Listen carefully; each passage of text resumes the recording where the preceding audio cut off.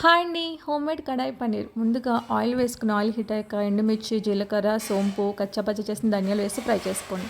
ఈ విధంగా ఫ్రై అయిన తర్వాత పెద్ద ఆనియన్ చిన్న చిన్న ముక్కలుగా కట్ చేసుకుని వాటిని కొద్దిగా సాల్ట్ వేసి బాగా మగ్గించుకోండి. ఈ విధంగా మగ్గిన తర్వాత అందులో కొద్దిగా అల్లం వెల్లుల్లి పేస్ట్ వేసుకుని బాగా ఫ్రై చేసుకోండి. నెక్స్ట్ అందులో ఉల్లిపాయ, క్యాప్సికాన్ని పెద్ద పెద్ద ముక్కల కింద చేసి వాటిని హై ఫ్లేమ్లో పెట్టి 2 నిమిషాల పాటు ఫ్రై చేయండి. ఈ విధంగా ఫ్రై చేసిన తర్వాత అందులో కొద్దిగా ధనియా పౌడర్, కొద్దిగా బిర్యానీ మసాలా పౌడర్, పసుపు, కారం, ఉప్పు వేసి వాటిని కూడా బాగా ఫ్రై చేయండి. ఈ విధంగా ఫ్రై చేసిన తర్వాత 2 టమాటో ప్యూరిన్ వేసి అందులో కొద్దిగా వాటర్ వేసి మూత పెట్టి ఆయిల్ తేరే వరకు ఉడికించుకోండి.